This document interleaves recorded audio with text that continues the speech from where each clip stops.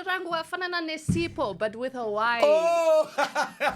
Okay, so can you sing that song you love, Jah Prayzah? Can you sing it for him? Do you really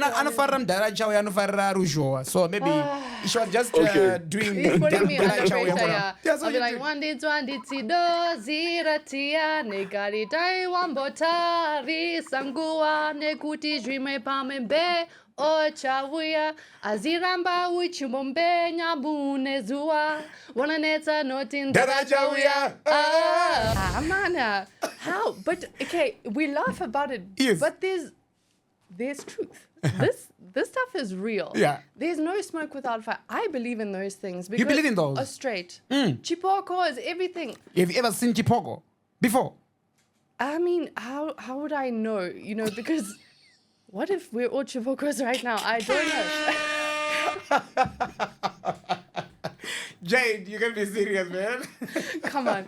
I think you can't not believe in ghosts. Yes. I think you can't not believe in mermaids and witches and stuff. It's there. It's there. Even in the white culture. Yes. There's people there sacrificing people. Oh, really? Know? Yes. I think he's gotten really he's a business person when it comes to this stuff, right? He's business minded. Yeah. So for him, when he's now giving the inputs and the commodities to the people, I think he's kind of realized that, okay, let's focus on our quantity and not our quantity. It's a pity that the tobacco price has been so bad, but he's communicating with farmers, which is a start. Yeah. I think that's the main thing, you know, and I don't have much opinion about it because I don't want to be siding with politics. Of course, yeah. It's not me. But I think he's on, I mean, my father-in-law has met him a couple of times talking about projects that are going to help benefit Zimbabwe. And I think at the end of the day, as long as we're putting Zimbabwe first and trying to be the better version of ourselves, I'm all for it. Yeah. Nothing to do with the color. Nothing. People used to think, okay, maybe it's because of you white, I'm black, and maybe if I see like you don't like me, you say, oh, maybe because I'm black. Yeah. If we have to talk about racism, do you not think that maybe there's more tension towards white people than there is black people? Why do you think so? People always say, murungu, murungu. I'm like, where do we can? It's a cultural difference. It's so you guys don't like that when you say murungu, murungu. You don't like that, right? For me, it doesn't matter. Because murungu is the color white, right? Yeah.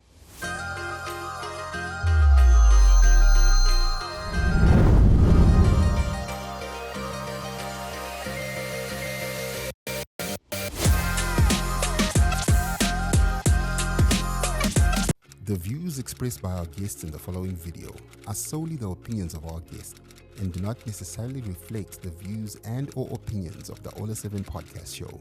Viewer discretion is advised.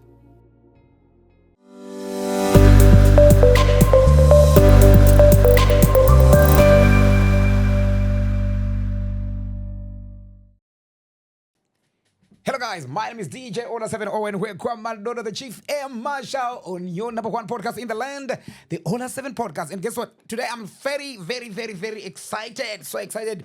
You know, because today on the spot we're joined by a woman who's unpredictable, man.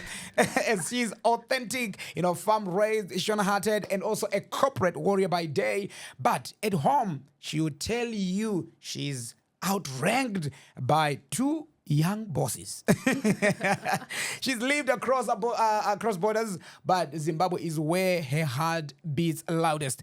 A former rugby referee turned bold abstract artist, she went from black and white to full color after a moment that literally changed her life. She's loud, she's real, she's unapologetic. This is Jayde, but with a Y. With a Y.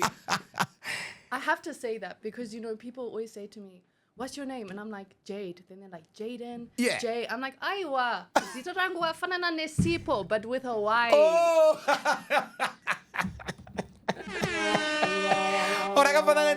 But with a Y. Yeah. Of course, there's this soap called Jayde. Jayde soap, exactly. Oh, then you say Jayde with a Y. Yes. Oh, lovely. So glad to have you on the show. Otherwise, you good? I'm good. I'm excited to be here, guys. I'm pumped. I'm like, should we dance? Yeah? Yeah, I think after the show, we're going to dance. Okay. You're going to dance. You're going to show us your dance moves, you know? Okay, I will. Because she told me that she likes Jah Prayzah and Dara Chawea song. So I think after the show we're gonna play Dara Chawea, and yeah, we're gonna rate dance don't moves rate me, out of 10. It's all right. So to those who might not know, Dara Nani, Dara na Jayde. Jayde, what's her name? That's a hard one. It's Rotenbach, but I can't even say it right. So it's what? Exactly. You can't even say it. Don't tell my husband, guys. No, it's okay. I won't. But Rotenbach. a Rotenbach. Like, Billy Rotenbach? Yeah. Mm-hmm. Are you related to Billy? Yeah. See, serious? Yeah. How are He's you? my husband's uncle. Oh, Billy. Billy. Wow. So guys, we are rich, guys. No. I wish, guys. Hey. So you guys are a rich family, right? I mean, that side of the family is rich. You know what I always say? It's Yes. like, it's not my fault I was born poor, but it's my fault I married poor. Because I married the wrong Rotenbach. Shout out to the Rotenbachs. I love you guys, but it's the other side of the railway line. Okay. This is not the rich The other side. side. If it's in our context, we say the other side of Samora, Yeah, exactly. Okay, maybe just put your mic close to your mouth, right? Just yeah. It's all yours today. It's all yours. Yeah, it's fine. So glad to have the TikTok sensation here on the spot. Like I said, I don't know, Jayde. But she's going to drink lots of water. Have you ever heard about our water? Listen, I want to know what's happening with the water here, because my people said to me, don't drink the water, you start spitting the truth. I'm going to drink it anyway because I have nothing to hide. Let's drink our water. Yeah, There we go. because you know what? This is what happens when you drink this water. Even that sip that you just, Maisa Mushonga, what? In fact, you're going to confess everything. Just literally everything. You'll be telling us everything. It is Sunday. This is the confessions time. Oh yeah, that's fine. Great. So your surname sounds very familiar. Like you said, Billy, because one guy said Billy is the famous businessman. Yeah. In Zim. But I want to understand. Maybe kindly take us through your journey. We want to understand who Jayde is. Guys, I'm still trying to find out who Jayde is. I don't think you truly know who you are until maybe you get to Stairgate of Heaven and they say, I mean, I was born and bred in Zim. My family comes from a farming background, which is why Ndogona Gutara Shona, but Andi Gona Gutara like Chokwa deep Shona, but I can have a conversation. But I like the fact that you're actually trying, your best. I mean, I try. People, I'll tell you a funny story just now. But people still will say, you're saying the wrong thing. And I'm like, teach me. Exactly. This is my second language. Exactly. Like when you guys speak English, I'm like, No, you said it the wrong way. Yeah, but I was born on a farm, grew up a farm. Then, like we were saying, 2000 happened, Jambanja, Tanga, we left. We actually moved to New Zealand. Yeah. You went to New Zealand? Yeah. Which part of New Zealand? Well, we started off in the North Island, then we went down to the South Island, and my family was still farming when they left for New Zealand. Okay. And then they missed Africa, and we came back, and we moved to Mozambique. Lived there for a little bit. I jumped from school to school. So when people say, have you been to this school? I'm like, yeah, that was number 28. I don't know what it was. Number what? 28. Yeah, I've gone through a long list of schools. Oh, yes. Then...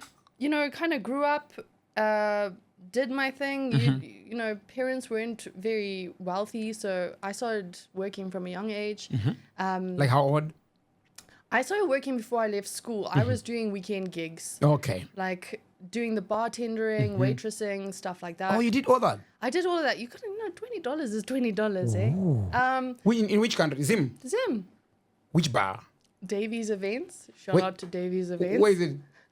This was like a mobile bar that you'd go for all the functions. Oh, set up. yes. Yeah. Oh, yeah. So that's what I did.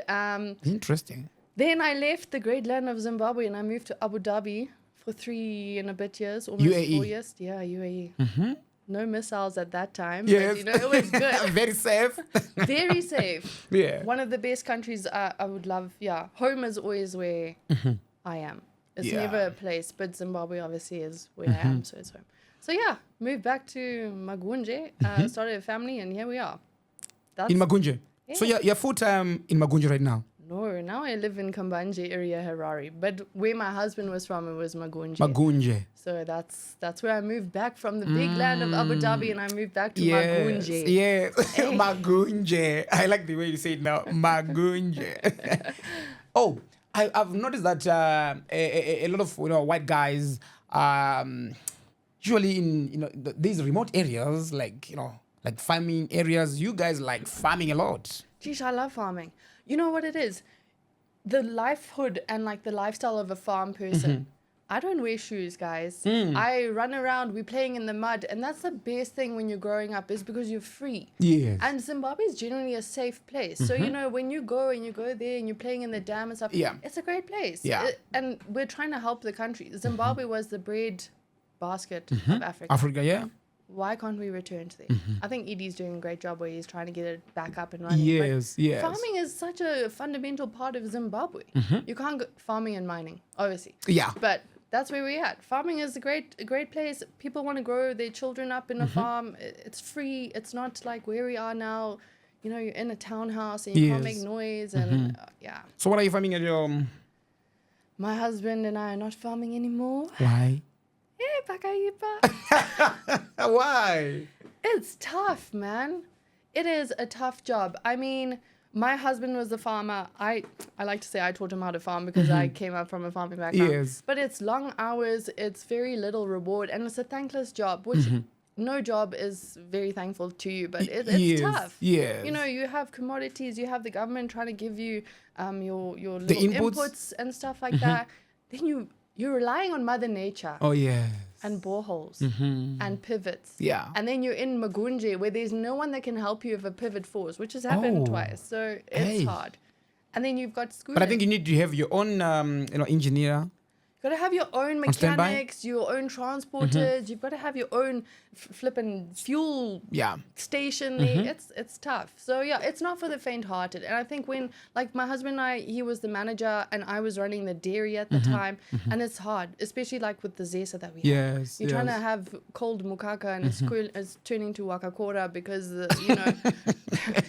the cold room's been off because zesa enda, sorry. You're turning into a fast. But I think you guys now, utilize solar energy. Yeah, but that's expensive as well. Yeah, I don't for know the how farm. much money you think this Rottenbach is, but for a solar project, it's like, because you need like 1 megawatt, which is $600,000. Yeah, almost $500,000. What am I $500,000. going to sell for $500,000 that I can get $1 million? This is not happening. You look for funding. You look for, Copy. You apply for loans. Where are we going to get a loan, guys? I have From the bank. No. It's difficult for you to get that. It's difficult. I mean, you look at the interest rate for the bank and then, it's just a lot. It's a lot. Yes. Respect to farmers, but... You said something about the president doing great things in terms of agriculture, trying to bring it up again. Yeah. Okay, tell me what you've seen him doing or what you like about what he's doing. I think he's gotten really... he's a business person when it comes to this stuff, right? He's business minded. Yeah. So for him, when he's now giving the inputs and the commodities to the people, I think he's kind of realized that, okay, let's focus on our quantity and not our quantity. It's a pity that the tobacco price has been so bad, but he's communicating with farmers, which is a start. Yeah. I think that's the main thing, and I don't have much opinion about it because I don't want to be siding with politics. Of course, yeah. It's not me. But I think he's on... I mean, my father-in-law has met him a couple of times talking about projects that are going to help benefit Zimbabwe. And I think at the end of the day, as long as we're putting Zimbabwe first and trying to be the better version of ourselves, I'm all for it. Wow. Doesn't matter who you are. That's deep, man. Yeah. Thank you so much for that. We always hear stories Zekuma farm, ever heard of things like workers bewitching each other growing up? Oh my in the God. farms. Guys, I have stories. Yeah. So where we were living there in Juru, there was always this story about Njuzu, ne Mashonga, ne Moroi, and I was like, mana, how? But okay, we laugh about it, Yes. but there's there's truth. This stuff is real. Yeah. There's no smoke without fire. I believe in those things. Because You believe in those? Straight. Zvipoko is everything. Have you ever seen Zvipoko before? I mean, how would I know? You know, because what if we're all Zvipokos right now? I don't know. Jayde, you can be serious, man. Come on. I think you can't not believe in ghosts. I Yes. think you can't not believe in mermaids and witches and stuff. It's there. It's there. Even in the white culture. Yes. There's people there sacrificing people. Oh, you really? know? Yes. Why? So in white culture, you also have those, like, people bewitching each other? Come on, let's look at the Epstein files. Now I'm getting deep into it, but Wow. Yeah. yes, It's real. It's real. So why would it not be real in Magunje or Karoi? Or Karoi is named after a witch. Come on. Karoi from Varoi. Exactly. Oh, you know the history. You did your research, man. Guys, me, I'm Zimbabwean. Oh, yes. Come on. It's named after, but other Zimbabwe, don't even know that. They don't even know. Yeah. I had a live the other day and I was like, guys, you know, these things. And they were like, Njuzu, what do you know about Njuzu? I Yes. was like, hey, you cannot cry if your child is taken by Njuzu, Oh, otherwise yeah. not come back. Yes. Oh, you know all this stuff. Who told you? Your parents, or maybe your farm workers? So when we were growing up, we had maids who had kids. We grew up in that culture. Yeah. Guys. Like, you can't not Oh, yeah. grow up in that culture. And you learn about, like for me, even when I was in UAE, I love learning about cultures Yeah. and, you know, Muslim and learning about that. So you kind of learn it from it. You're like, if someone put Moshonga on me, let's get, you know, Sangoma and the doctor Exactly. here, put our eggs and stones everywhere. Let's do it. Let's get on Sangoma. Have you been to a Sangoma before? I have been to a Sangoma. Are you for real? Yes. You're kidding me. No. Oh. I'm all for. I don't want Mashonga on me, guys. Me, I'm cleansing. If there's bad juju, we need to clear it. So when you went to the Sangoma, was it for cleansing? Yeah. What did happen? So what was happening was there was just like this bad luck. Like our dogs got poisoned. I got sick. We were getting jambanjan. And I was like, hey, is there some spirit on me Spiritual or somewhere? something, yeah. So we went, actually our whole family went and he came and he did our little ritual with the water and the feet. And Yes. then we had to get the eggs, you Oh. know, get the eggs, pray over the eggs, Yes. bury it in the corners of the garden. And that was Yes. that night, which is why I say I believe in this. And that made, she's now with me looking after my children. Oh. She said that night they were sitting in the compound and they looked up and above our house was this big ring of fire. And she said it wasn't just her, it was the whole compound who saw Oh. it. So how can I not believe in these things? What was She's telling happening? me a whole compound saw the same thing and they made it up. No, this is juju. This is magic. So who was doing juju, I don't know, but it's gone now. One year. So where did you get that Sangoma from? Is it from Karoi or something? Yeah, he was from Karoi. From Karoi? Oh. Yeah. So you guys also, it's kind of sound awkward or something. Do you guys believe in juju and also the Sangomas? So I do. You can ask a lot of people, the white people, and they say, but I do. I definitely think that I believe in energy and frequency, and I Yes. think that has everything to do with, you know, Muroi and Juzu. It's all energy and Yes. so Yeah. yes, I do. My husband will say, Your husband believe in that? Or no, He doesn't? no, he doesn't. He's like, no. He's like, Mukupenga, please. So he didn't question you when you were bringing that Sangoma? Oh, this was a long time ago. Oh, This before you was got married. Yeah, before I got married. I've only been married 7 years, which is today. 7 years today. 7 years today? Hey. Wow, happy 7th anniversary. Yeah, it feels like dog years, you know, like 54 years. 44, how old are you? I'm 34. 34? I'm saying it feels like dog's years because, you know, dogs age Yeah, I know. 7 human years, but it feels like 54 Yes, years. yeah, I know. Yeah. So 34, we have the same age. Yeah, look at us. Which now. month? October. You're turning 34 in October. I'm doing 35 in October. Oh, so yeah, you're old. Hansi, you're old. Because I'm turning 34 in August. Yay, when in August? 16 August. Okay, I'll remember it. I'll sing you happy. Gonna do something for me? Yeah. My birthday? Yeah, I'll be waiting. okay. Yeah, I'll be waiting. I'll bring you a sangoma. No! I'm impostor, so I don't go to sangomas, you know. I'll bake you a cake. Yes, thank you. So, did you have like a favorite supervisor or a foreman at your farm? No. My maid was my favorite. Yeah. Yeah. Julie, my Julie. Toby. She unfortunately passed away, but Oh, sad. she was hilarious. She got scared for nothing. So Oh. I'd hide behind the doors, which is, I think if you've seen some of my videos, I love scaring Yes. my coworkers. It started from there. And Yeah. then we would go with her.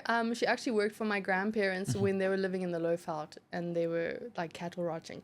And we'd go for her, go have like tea, you know, chingwa ne lacto, Yes. eat that, then sadza ne muriwa. So we just rolled around with Julie the whole day and it was great. Wow. And then her sons became our friends as well, which is Tobias and Lighton. And we grew up with them until I was about, 17 when I left. Yes. So yeah, she was a trooper, man. Wow. And she used to beat me, so. Oh, she used to beat you. Yeah. Why? Well, I was naughty. You're still naughty though. No, I'm not. Look at this. This is a face of innocence right here. my No. friend. No, that's fine. So, what lessons, from farm life still shape who you are today? I think you got to live in the moment. That's always kind of been my motto, and especially with farming. You've got to take it as it comes. Planning is great, but how often has your plans ever worked out? Yes. So that's with farming as well. It's raining today, plant. Yeah. We just have faith that it's going to rain again. Okay. But you've got to live. Yeah. So for me, it's just living in the moment and appreciating kind of what's happening in the now. Because planning too much in advance, you set yourself up a little bit with too much anxiety. I see. I don't want that. So do you ever miss that farm lifestyle, or have you outgrown it yet? I miss it. I miss the quietness of it. And it sounds stupid, the money saving of it. When you're in Mosha there, you're not spending money. You set like foot out the door here in Harare. Yeah. $50 I end up. So I miss Not it. boys. Yeah. Yeah. So yeah, I do miss it. I mean, it was a quiet, secluded lifestyle. Would I go back? Probably, but I don't like to plan things too much. I don't like to. Yeah. I just live for now. Because what if I died tomorrow? Okay. What if I die? Okay, I see. So, what's something people from the city would never understand about farm life? Oh, that's a long list. I think it's hard for me to answer that because unless you are in somebody's shoes, it's so hard to understand. Like, you might look at me and be like, oh, what an easy job. And I might look at you and be like, you get to interview famous people all day. It's great. You know? But unless we're in each other's shoes, it's hard to understand. I mean, a lot relies on the weather. It's a lot of money to farm and with very little return. You're waiting on GMB to give you a price. And Mother Nature, like this year was great. Last year, we struggled. We got 400 mils of rain for the whole year. Oh. Which is a quarter of what we used to. Yeah. If I'm not mistaken. Don't come at me, farmers. Okay, no, that's fine. But we understand. Yeah. Yeah. That's the short of it. Okay. Let's talk about identity and culture. You say you are Shona-hearted. Yeah. What does that mean to you personally? I have a love for Zimbabwe that I think a lot of people look at and be like, why? There's so much I could say that's wrong with Zimbabwe and what it's done to me. And I can come there with Naro and be like, but you walk in the street and I say hi to that guy. He's going to say hi back. Yes. You go do that somewhere else. People will look at you like you're crazy, man. Yes, true. I'm like, no, why? When I ask you, how are you? I'm asking how you are. I'm not trying to make conversation with you. Yes. And that is the Shona culture. They are, okay, let's not say Shona, let's say Zimbabwean No culture. Otherwise the Ndebelés are coming at me hard. But that is true Shona. People break down on the side of the road. People stop. I love the Shona culture. I love the unity. I love the way that people embrace each other and the support, man. The support has been something that this happened kind of overnight for me to become, I don't even want to say famous, to become something. And the support is what I relish on. I'm like, thanks guys. just because you're supporting me doesn't mean you're taking away support from someone else. Oh, you know? yeah. There's enough support and love to go around, and that is what Shona culture is to me. We can talk about Njuzus and stuff like that, and that's great. You but, like Jesus. but yes, that's Shona culture. Oh, yeah. Is unity, tabatana. you know? Takabatana. Exactly. That's very true. I like that. So when did you know, maybe your connection to Shona Yeah. become so strong, or to Shona culture? Wow. I mean, it's always been kind of strong, but it got stronger when I moved to Abu Dhabi because people are going to come at me for this, but I have a friend, Gabriel, if Gabriel's watching. He was in Abu Dhabi and I moved to Abu Dhabi, and he's obviously Shona. He was my high school head boy. Okay. And if you've worked in another country, like especially for UAE where there's high profile people, they can be annoying Yes. and demanding. And we were sitting there saying, my way, this guy,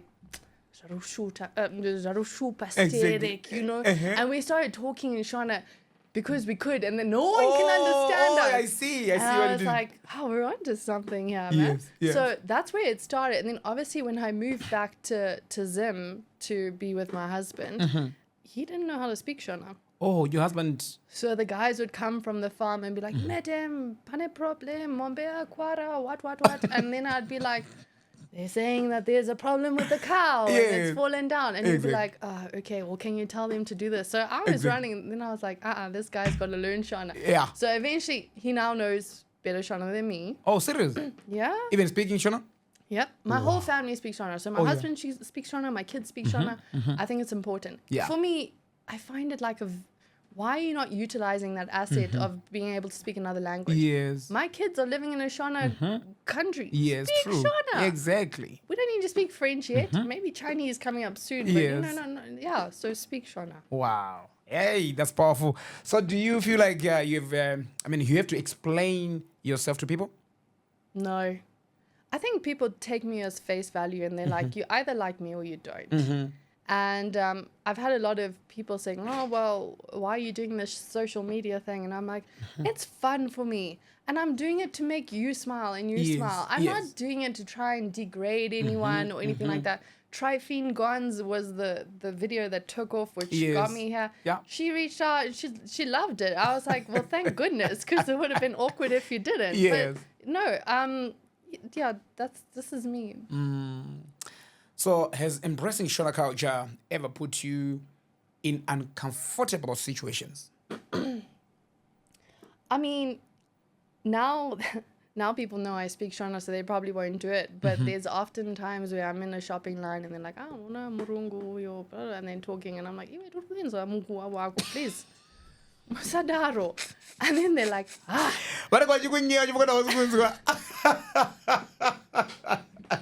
Musadaro, guys.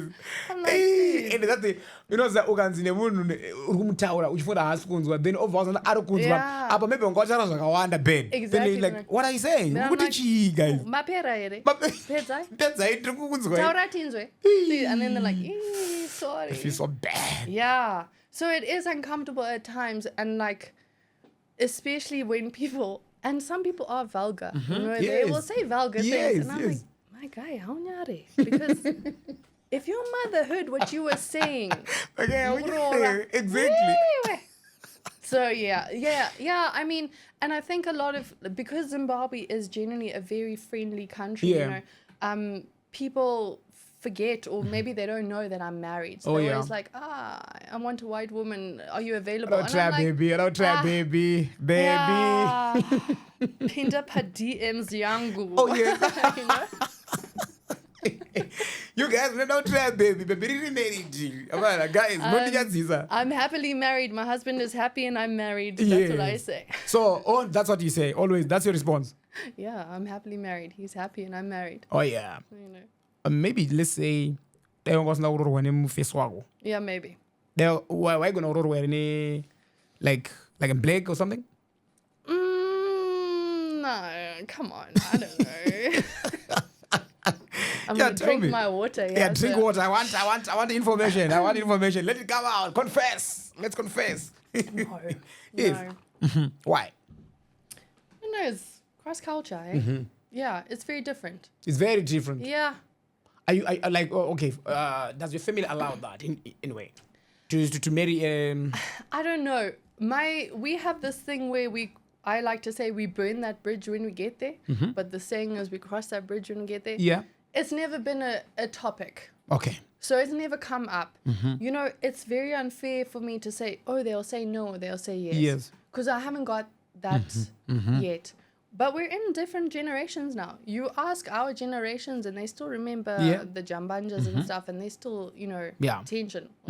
I don't care anymore. It makes no difference to me. My children, you mean the Honda mean the time? Yes. Oh, yeah. But my children don't know that.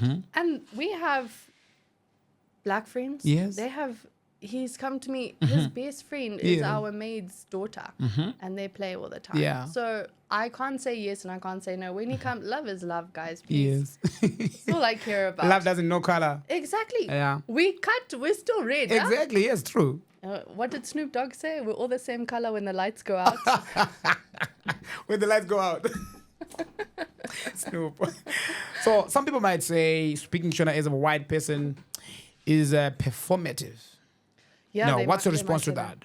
It's just who I am. If you speak to me, I'm in a corporate meeting and I throw in some Shona there. It is what it is. Like I said, I didn't go like deep Shona. Yes. But I can speak it, and I use it in everyday language, and it's so different. And I realized this when I went recently to Zambia, is I'm like, Iwe, Nyarara, or Pindai, or Kaskai, or whatever. And then I like, oh, geez, these people don't know what I'm saying. Oh, yes. So for me, it's just, it's a habit. You can ask anyone I work with, and they'll say she speaks, she mixes it all the time. Yeah. So performative or not, that's your own, you can make your own decision on that. Yeah. I like the fact that you are trying and you're learning Shona, and now you are, in fact, not learning. You know Shona. Yeah. And I like that fact. You're not, because there are some ignorant guys, should I say ignorant? I don't know if it's the correct word, but they don't like to learn Shona. The same way we are sort of forced to learn English. English, yeah.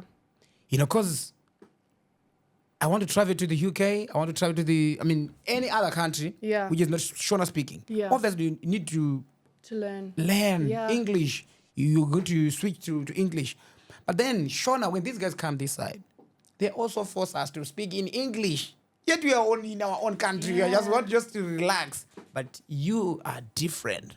You know, I think people do it, or they are hesitant to learn another language because they think, oh, well, if I start speaking this, then I'm forgetting my heritage or where I came from. Yes. I have a friend, naturally fake mom.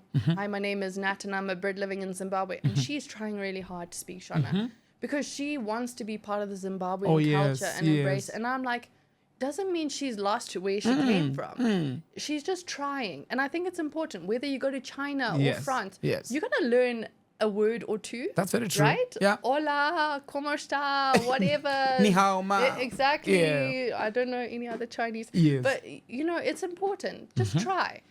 It doesn't mean that you are no longer Ola from Zimbabwe or Jayde from Zimbabwe. No, I'm just trying to make sure that you're comfortable and I'm comfortable. You can say that I say things wrong and it's the wrong tone or accent. Yeah. That's fine. We're still learning. Learn. When you get older, you realize, damn, I should have learned more. Yeah, that's very, very true. Do you feel pressure to prove your Zimbabweanness, more than others? No. I am very much who I am, and I'm very comfortable with who I am.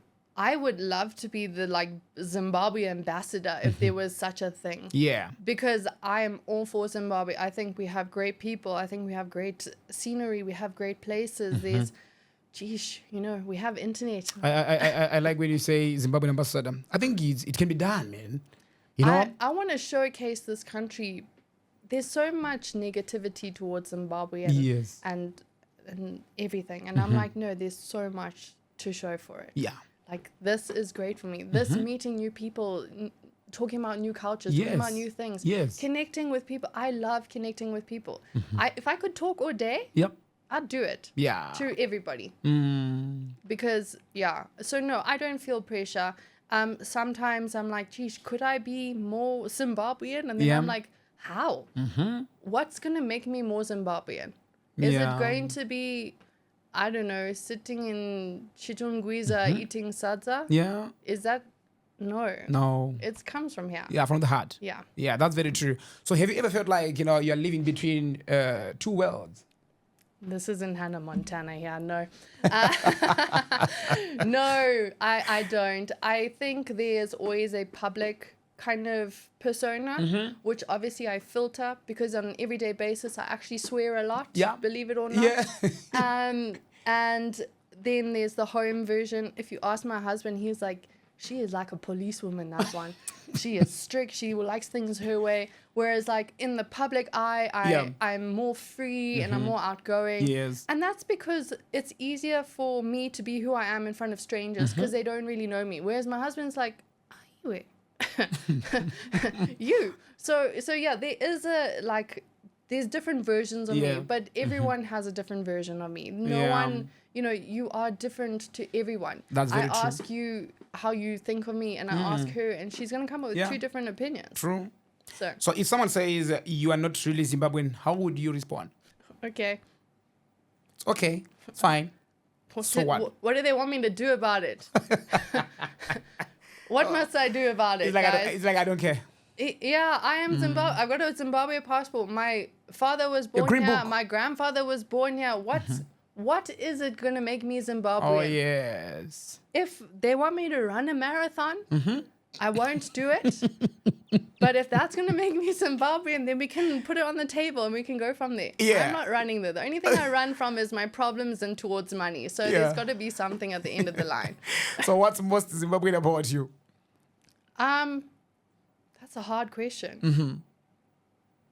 Is there even something that you can answer with that to say what's the most Zimbabwean thing about me besides my passport?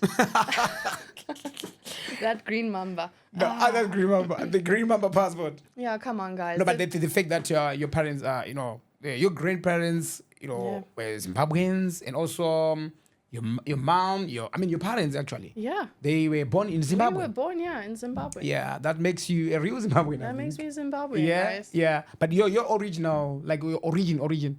So on my grandfather's side, they came from Ireland and just Ireland, actually. Yeah. And then from my mother's side, it's German. Oh, it's German. Yeah. So it's a mixture. It's a hybrid. A hybrid. German and Irish. That was like Kudara, eh? That's Yes. like many, many moons ago. Yes. Yeah. Okay. So that's the originality of the family and where they came from. Okay. Do you know how they come to Zimbabwe? I do, actually. I have the whole story. There was two brothers on a ship coming from England and the ship was full of horses and the crew. The ship ended up sinking off the Cape of Good Hope in Cape Town. In Cape Town, yeah. And the two brothers, they were the pharaohs. So they were chingetering the horses. The crew had to go down on the ship because back in the day, you'd drown. Yeah. And they put the women and children onto the horses and swam them to shore. Obviously, some died and some made it. Yes. The one brother stayed with the group from the ship and the other one walked all the way to the Cape to find help. And that is how the Connor brothers, at least, came to Zimbabwe because they walked all the way from South Africa, ended up in Rhodesia at the time, and that's how they started their life. So that was like, 300 years ago? Yeah, so many years ago. Yeah. Hey, way back. Yeah. Way back. So what's something Shona people do that confuse you at first? Gosh. I don't think there's much that Shona people do that confuse me. I still get I'm still wishy-washy about this Murora and Tsano and the wedding kind of part of it, you know, where you have to pay Lobola. Lobola, yes. And then you still have to go and wash your mother-in-law's feet and cook for her for 5 days. Yes. I'm like, why? That confuses me. That's why. Yeah, because then That's part of the culture. Yeah, but then you're married, but there's no certificate. Then you still go and you get married and then you wear a white dress at the court. But I'm like, but now you've just been eating sadza and doing your thing. Yes. Now you're here in court with a white dress. That confuses me. So, Tell me. apparently, okay, this is, it also confuses many people, Okay. but I think they don't realize that they're confused. They think it's the norm. But Yeah. actually, it's a bit of confusion. Yeah. Because lobola, it's a wedding on its own. Yes. So you call it customary, marriage and customary wedding. Yeah. It's a wedding on its own. Okay. Then there is what we call the white wedding. Yeah. A white wedding. Meaning it's not like, part of our culture really. Yeah. But we borrowed it from you guys. We weren't clever, hey. I don't know why we had to have we kind of borrowed it, from you. To say, okay, we want it this way and we want to sign papers, the marriage certificate and stuff. That's why you see when people are getting married, the customary way, there's no marriage certificates. Yeah. It's just exchanging money, Rusambo, you pay your Rusambo, you pay your Chagre Kuno, Makandinzwanani, the... Yes. Yeah. And also, Mombedze Danga, Mombedze Umai, Yes. something like that. That's paying your bride price. Simple as that. But after that, people feel like, I haven't done enough. Yeah. And there are some parents, there are some families actually, who actually demand to say, no, for you to take my daughter, yes, you have paid your lobola, 20,000, 10,000, 2,000, even 5,000, whatever the amount. How do you dictate now how much lobola is going to be? It's another confusion. Yeah, because if someone came to me and said, I'm only worth $2,000, I'll be like, my guy, go find another wife then. Go pay someone else. I'm not ready for marriage if I'm only worth $2,000. Because I'm not worth $2,000. You're worth how much? At least $50,000. $50,000. Minimum. So you'd rather not pay anything. Yeah. That's your point, right? Yeah. You'd rather not pay than to Yeah. charge someone like 2,000. Yeah. It's least. Because now we're putting a value on love, right? My love is worth at least $50,000. Okay. Yeah. That's it. Oh. Guys, we have to charge one. The Zimbabweans are going to be like, Jayde, now you've put the price. But actually we've been debating about this issue, for a long time. Okay. Like, okay, there's a new law, right, in Zimbabwe, saying lobola is now optional. Oh, You wonder get- what time. Yeah, the new bill, it's now optional. If you want to charge mukwasha, if you don't want to charge mukwasha, it's now optional. Though some other families are still demanding money, and not only demanding, even mukwasha. For mukwasha to feel like, okay, I've done my part, you'd have to go and pay lobola, do the thing, the cultural way, yeah. But it keeps on evolving, like culture, evolves. Yeah. Remember back in the day, people used to just exchange with a hoe, like farming hoe. I'm telling you, Badza, to say, I'm going to take Jayde and I've got my hoe. As long as we're talking about a bazaar. It's Badza, yeah. Not the other hoe.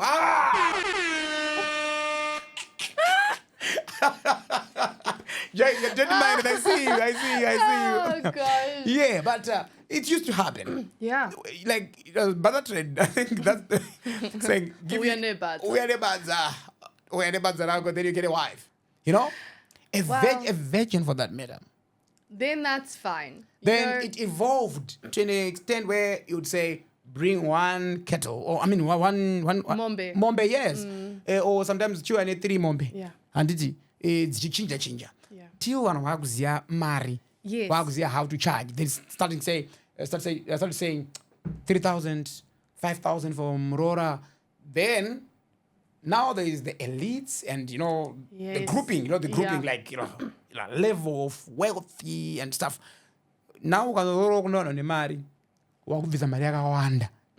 Yeah, kana kumba kwana bili Billy. bili Sekuru yangu. kana sekuru wako kune mari ka saka olaka danorora mwana we kwana bili haachaende ne $2,000. 1,000 unodzingwa pagedhi unzisha Nima you for sure. exactly mari madrinks chagera urisha pana mari chachayo real money like 100,000 and above Yeah. but ukaenda the other side of Samora Then if you maybe. send the 2,000 mkwasha Afara, yes. mkwasha apedza pake. So I think it's something chekuti I don't know kuti chapera sei. And when you talk about this, I feel like that is now becoming the thing of the past. And that's sad to me Yeah. because I'm like, culture is culture, So yes, maybe I would have got paid for just a badza back in the day. I don't Yes. know. Or maybe it would have been 2,000 or 50,000. I don't know. My husband did not pay lobola. He did not pay. So we're not married in the eye of Shona. Oh, yes. So you're not Shona. So we're not married. But I've just told you how we do our things. Yeah. How do you do your things when it comes to marriage? How do you guys get married? Is it just about the marriage certificate, or you've got some sort of way you do things? Yeah, so I got married. I had 3 weddings. What? I got married when I was 8 months pregnant. You know, we call it Same husband?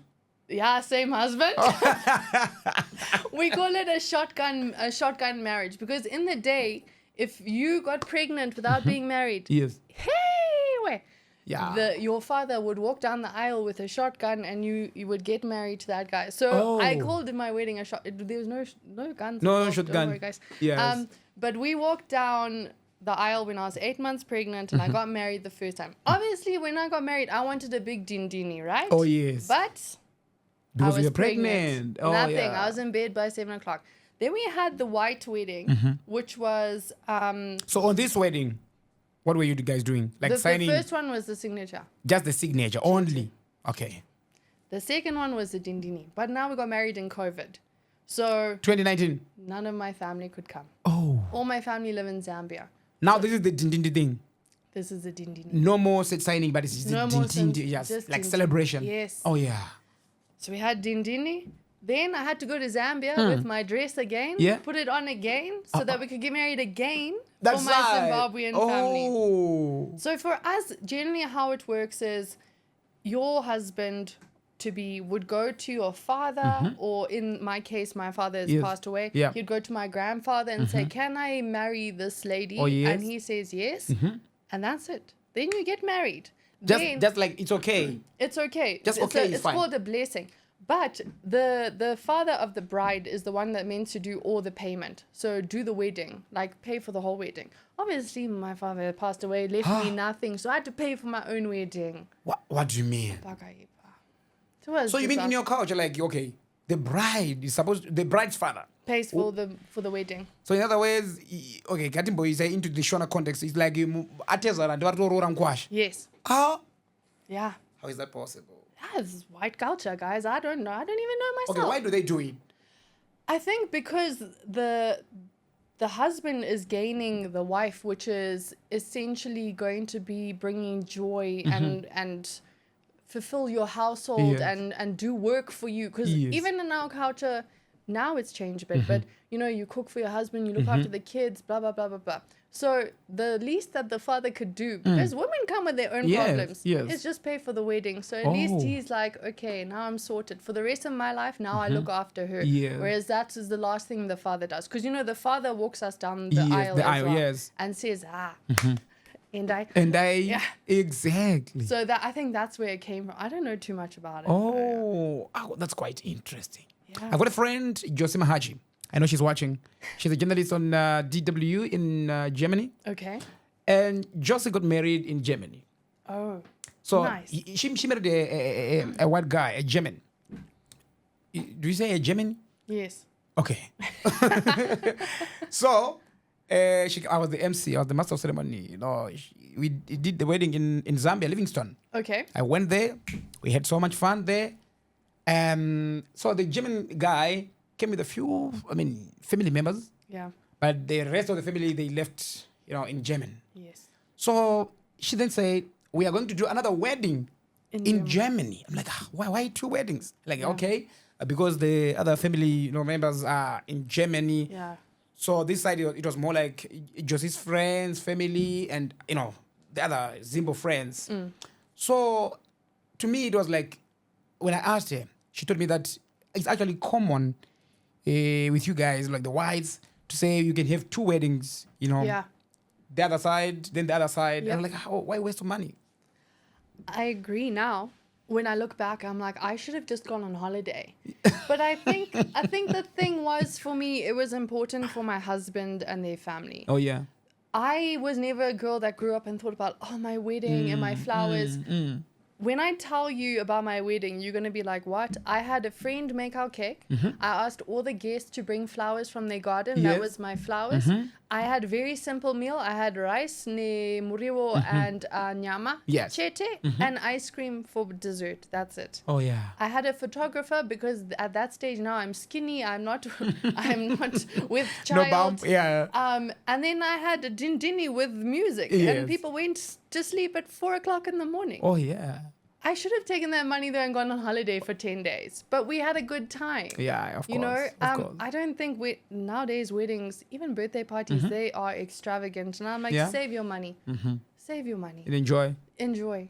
What you're married. That certificate has cost you $300. Exactly. That's enough. Carry on. Enough. That's enough. So, what's your favorite Shona word or Shona phrase? Pakaipa. Pakaipa. I don't know who started that word. You know, I think started way back in around 2021. That's when 2020, I think. That's when it started, being. Pakaipa and Marangwanda. Come on. I've just learned that. Marangwanda. One. That's when people ask me about work and they're like, how's work? I'm like, Marangwanda. Do you know what it means? Like little bits of things everywhere. Marangwanda? Yeah. Not really. What does it mean? No, I know you're not worried to do. Oh, maybe I'm like, what have I been saying? No, Marangwanda is like, okay, in Shona, in real Shona, we refer to, skeletons when someone is dead, the bones, the ribs, whenever they just they say Marangwanda. I mean, it's appropriate. Marangwanda Jamuga. Marangwanda. Do you know the song? there's I know Siri Yakanaka. There's a group called Wabatwa Jehovah. Oh, is it? Like an apostolic group, choral group. Okay. Marangwanda Jamuga. Do this? Can you do this? Marangwanda Jamuga, Marangwanda Jamuga, Marangwanda Jamuga, Marangwanda Jamuga, Marangwanda Jamuga, Marangwanda Jamuga, Marangwanda Jamuga. I know you're wanting me to sing, Yeah, and I'm like, I want you to sing. Can you? Marangwanda Wamuka, Marangwanda Chamuka. No, slow down a bit. No, it's okay, but it's just slow down. Marangwanda Jamuga, Marangwanda Jamuga. No, actually, you're actually clicking too fast. So your hands should just help you with the rhythm, right? Okay. Like the pace as well. Marangwanda Jamuga, Marangwanda Jamuga, Marangwanda Jamuga, Marangwanda Jamuga. You're a good singer, one. Exactly. Perfect. So that's a group called Batwa Jehovah. It's an apostolic choral group. Okay. So when they refer to Marangwanda, that's the bones. Okay. Dry bones. You know the story of Jacob, dry bones, the Bible story.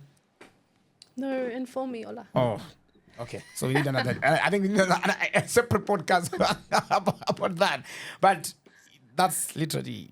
Is the it? meaning. Yeah. I thought it was like little things all over the place. Scattered things. Yes. No. There's a name. I'm thinking. What does it mean, Chelsea? Like since it is scattered, zvakangoti vhuru vhuru vhuru anetsa vasana. Green kini. Eh? Iwe. We're on the same And I don't forget wavelength. Marangwanda. I just no, come on. No. I'll think about it. Just yes. Right. But anyways, let's talk about the global exposure in Zimbabwe. You've lived across borders. You've mentioned UAE. You've mentioned New Zealand, and Mozambique as well. Yeah. So what did that exposure teach you? Geishas, that we live in such a close kind of minded, if you've never left Zimbabwe, that's all you know. Yeah. Then you jump across the sea and you're like, my way, there is a whole life out here. Yes. And I think for me, going to a first world country and you realize how things work. Yeah. Guys, we're talking about Zesa. Having Zesa 24/7. It's a luxury for us. Yes. For them, it's normal day. When people talk about first world problems, I'm like, yeah, that's a first world problem. You guys are worried that, you don't have a certain TV channel or whatever. Me, I'm like, we struggle when there's no water in our borehole because we have to buy water. So for me, it was just realizing that there's so much more out there, so much more culture. People are a lot more open-minded across the world. Yeah. And I don't know if that's a good thing or a bad thing, because we look at America and how school shootings happen, and because everyone has freedom of speech and whatever, you're like, access to guns as well. Yeah. And then I think us Zimbabweans, we're timid and we are naturally respectful. You get shy when people are kissing and you look away kind of thing. You go to England. It's normal. Anyway, in the shop. Yeah. Anyway. And you're like, in public places. Please, musadaro. Hide, keep that. But yeah, Exactly. you get exposed and you realize, okay, what normal is for other people. And then you realize you're the abnormal one because you've come from a different background. Oh, yes. And so you're suggesting that maybe we should catch up quickly? no. No, I'm not. Okay. I like Zim the way it is. And I think we're still very respectful. And I think that people are going to come at me for this one. We can still beat our children. Yes. Which is important. I do so. That's how you reprimand your children? Yeah. Okay. And I think it's important because they need to be reprimanded. You move overseas and people try gentle parenting. I'm like, that's for gentle children. I have two boys. I was shocked the other time. I was told about the UK family. When they beat up their child, she picked up the call. Social service come say, give us the daughter. We are now taking her. Yeah. No, and I love that about Zimbabwe, so please don't change that law, whoever's listening. But being able to reprimand your children, and it's still done in schools. Okay. So it's not as if you're doing it at home in the sly. It's you go to schools and you be naughty. Yes, my of course. friend. Roa. Yes. So yeah, I like the way, technology-wise, I think we're coming up fast and furious. I wish our banking systems were a little bit better, but I suppose that is up for debate. Zesa, I don't know. There's still a lot that maybe is the wrong way to say wrong with us, but there's still a lot, holding us back. Oh, yes. But I'm all for our foundation in Zimbabwe. I don't think we should need to change much. So what made Zimbabwe the one place, that feels like home? For me, it was the sun. It sounds, I did not write this. This is not a poem. It's the sunsets and sunrises and the time in between that with people. Yeah. I generally can find home anywhere. For me, it places are not necessarily home. But when my dad passed away, we put his ashes in Kariba, and that's a piece of home for me. Coming back to where you started is always going to be a form of home. Yeah. And the people here, like I said, for me, it's the people. Yes, maybe I want to go to Australia and get a better passport, but come on, where am I going to grow up with what I have now? Yes. People take it for granted, but being able to have a tete to look after my kids, that is a luxury for me, and that's a luxury for people in the first world. They pay high money for maids. Yes. Yeah, I'm like, my kids can run free. They walk down the street. They walk along the street and they're looking and laughing at everybody. Our next door neighbors, I think his name is Tapiona, it was our next door neighbor. They talk. Where you going to find that anywhere else? Yeah. We moved to New Zealand and we were still pretty young at the time. And I remember we walked across the road and we went into the forest and there was two guys there cutting wood with the chainsaw. And we made friends. Hi, whatever. Innocent, you're 12. Yes. You come from Zimbabwe. We talk like this. Got back to the house and said to our parents and my aunt and uncle at the time, we made friends with these tree cutters. And they're like, you need to be careful because you can't just talk to anybody. Yes. What if they are trying to do something to you? And, only then, and I was 12 at the time, I was like, so there's bad people in the world. Yes. Like, bad, and it sounds so racist. There's bad white people in the world. Yeah. Like, they could take me and, Oh, yeah. And was there ever a time you considered settling somewhere else permanently? Yeah. This was like quite recently, maybe 5 years ago, where, having a Zimbabwe passport kind of limits you to a lot of things. Just traveling in general. You've got, a list of 20 countries we're allowed to go to without a visa. And then you kind of think school fees are ridiculous. I mean, school fees in general in Zimbabwe, come on, guys. I don't know what we're doing. And then you think, okay, if I move to Australia, school fees are going to be cheap, if not free because the government there pays for everything. Yeah. But my living expenses are going to go up. So yeah, we were thinking of going to Australia, but my husband didn't finish high school. Oh, yes. So he's just got like a high school diploma kind of thing. I finished high school, but I didn't go to university. My parents couldn't afford to send me to university. Oh, okay. So, you know, those people want people with documents. Oh, yeah. So it just boiled down to, okay, is it plausible? Did your husband drop out? Yeah. So my husband, he left school after O levels. He's got learning difficulties. He's ADHD and dyslexic. So it made it very difficult for him. But he's like, you talk to him like this and he'll grasp everything you're saying. Yes. Yeah. But as soon as it comes down to writing, now that's the problem. Oh, yeah. So yeah, he went and he moved to South Africa. He got actually engaged to someone else when he was in South Africa. Yeah, we'll talk about that later. I want to know about that. We dated in high school, my husband and I. Okay. And then we went our separate ways and he got engaged. I was being me. With somebody else as well? Yeah. Of course. Come on, guys, you're young, right? Yeah. And then we rekindled. But yeah, there was a time, and then I don't know if I can get this life anywhere else with my kids. And I want my kids to have a good childhood and free childhood. How many do you have? I have 2 boys. Yeah. Send help, please. I have a 5-year-old and a 6-year-old. Wow. Do you see why Pakaipa is my favorite word? Yeah, Pakaipa. They are crazy. They are proper musha children. Like, no shoes. And they're like, Kero, and I'm like, hey. Even when we go to the shops, I'm like, they get something and they hombera and they do all of that. Oh, wow. Yeah. So the Zimbabweans. The boys redu, Dada boys. Wakomana. Sure. But you're looking forward to have more kids? No. Why not? Hola. Look, you don't have a girl. I don't need a girl. Why? I'm fine with my 2 children. Only 2. You're okay? I'm okay. They are expensive. And my children, people look at me and like, how do you stay skinny? I'm But like, that's something. kids. I think that's what differentiates us, you guys, and us.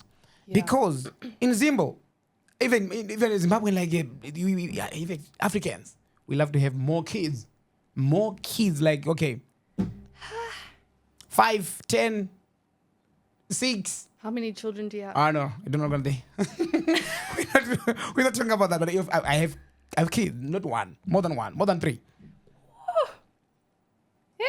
I'm telling you. So why do you guys like limit yourself? Like, okay, one child or 2 kids. Why is that so? Are you guys School fees. maybe should I say lazy to give birth?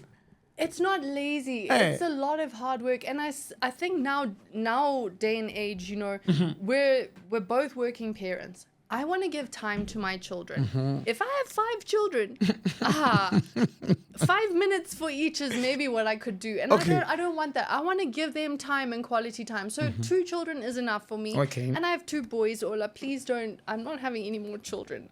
Just 1. Jayde, please. No. Just no, 1. No. Who's going to sponsor that child? No, thank you. No, it's enough. I have 2 crazy kids as it Yes, is. I'm yeah. like, I can't do anymore. Okay. I'm done. You're done. Done. No, that's fine. Rapera. Factory ya vara. Azizavara. Ombergo ya vara. Vara.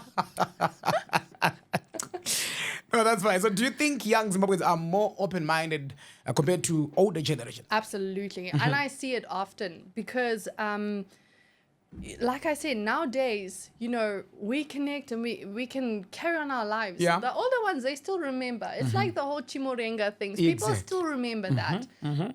My kids don't know anything about that. They're not going to. It doesn't Yeah. matter to them. Yes. Yes, they might learn it in history class, but that's as far as it's going to go. There's no ties to it. We're definitely more open. I mean, and I think that's the way to be in any country or anywhere you are. You've kind of got to, like I always say, that's my father's fight, or Yeah. that's my grandfather's fight. It's Not not mine. It's not mine. Yeah. I can't be burdened with that happened. I like that mindset. Yeah. I like that mindset. I don't want that limitation to. That's what's going to free the next generation Yeah. from tensions and stuff. Because things of the past are in the past. Should live in the past. And what happened yesterday is done. Exactly. And I'm very much one of those people that I'm like, why? It's done. Can I change it? Yeah. You No. can't. I can worry about tomorrow. Yes. What I can do is right now. That's it. And that's why I genuinely try and focus on. I'm like, no, we do it. So we are open-minded. I think we're much more integrated now, which is wonderful as well. You can't be in a country where there's segregation anymore. Yeah, that's it's true. not a thing. Yeah. Like, people talk about racism and they think of black and white. And I'm like, no, it's cultural differences. Oh, yeah. That is where racism stems from, is a cultural difference. It's not because you're black or I'm white.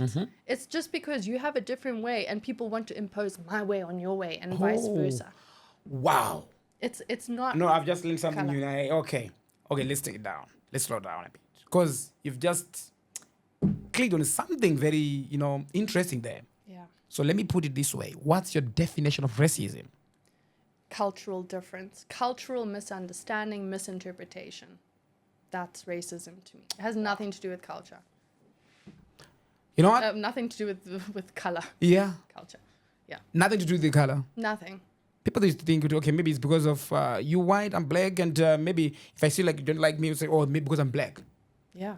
If we have to talk about racism, do you not think that maybe there's more tension towards white people than there is black people? Why do you think so? People always say, murungu.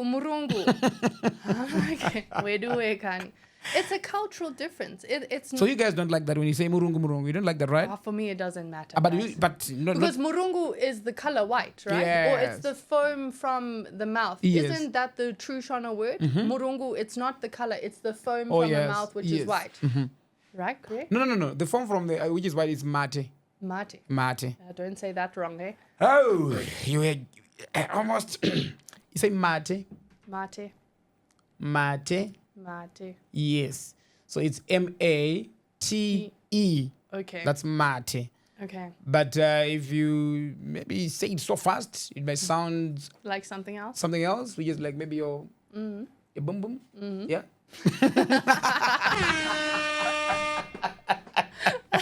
Boom boom. Boom boom. The bum bum, but it's okay. Yes. So let's talk about the lifestyle and personality. You say you love the wild bush. What draws you to that life? The serenity of it. I mean, getting grounded. There's nothing. What's that saying? Ashes to ashes and dust to dust, and that is where you are born from, and that is where you're gonna go.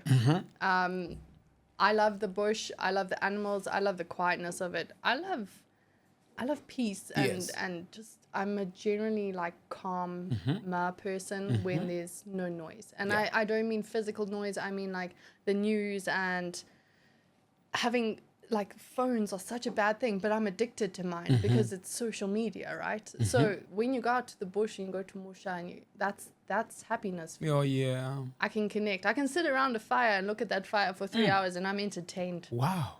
Just do my gocha there. Gocha there. Yes. And I'm entertained. You like bush meat as well? Yeah. I eat everything. People laugh at me because they're like, what do you want? And I'm like, guru ne mazondo, please. Exactly.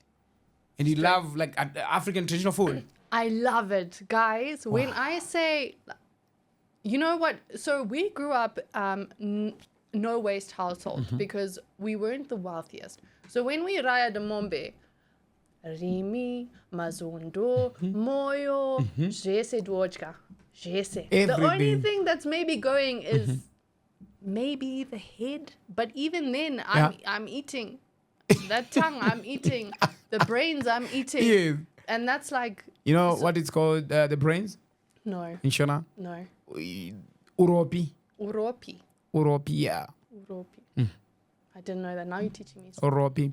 Fungwa, it's for the human. Yes. The human. But yeah, when I am more better to Uropi. Uropi. Doesn't sound good when you say that you have fungwa zemombe. No. Like that you got Uropi, maybe it makes more sense, you know? Yeah, so there was no waste. I love the Shona food.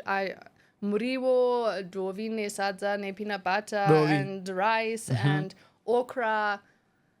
You like derere? Derere, yes. Even that's my favorite as well. You guys call it mpudzi, but for me, I call it makomani. Mapudzi. Mapudzi. Oh, yes. Like the green pumpkin, the pumpkin leaves. I eat it. Oh, my God. Mbora. There's no way. Don't worry, okay. I'm not saying...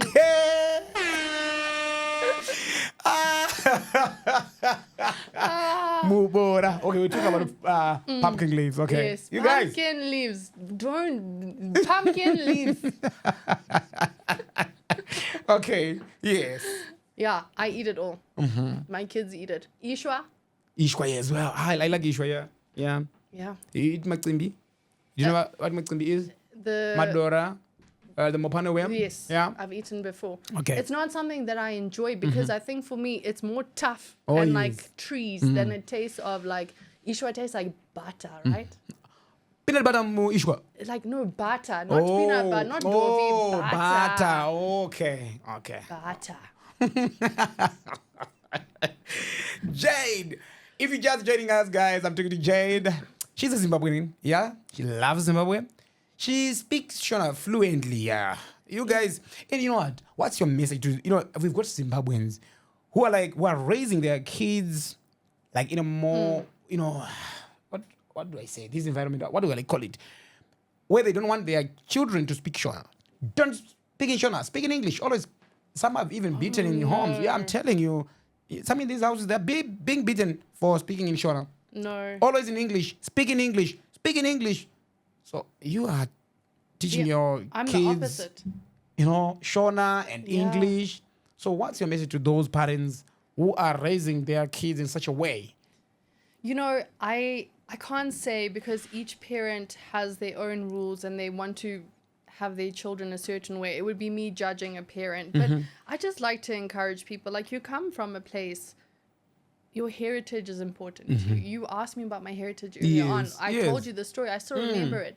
It's important for me to embrace that. And I don't see why would you do that to your child? You are essentially, letting them have a little bit of an issue at school because everyone else can be able to speak their language. Yes. And now you're telling them they can't. And there's a disconnection. You're disconnecting them from the rest. Because we've got our Zimbabwean guys in the UK, America, Australia, whatever. I mean, the first world countries, they don't speak in Shona with their children in those countries. It's English only.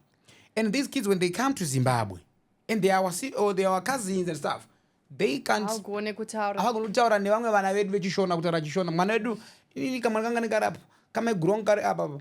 Akakasutaura chirungu wangu nyara but they are cousins. No, that's wrong. I have a friend, she married a white guy and she speaks to her kids in Shona and I love it. Wow. And we have this friendship where she says to me, Asisi, I'm so glad that you're teaching your kids Shona. And I'm like, I'm so glad you are because your husband's Murungu and I'm going to Kutaura Shona. Exactly. He's sitting there saying, Sadzani Murimo. And you're like,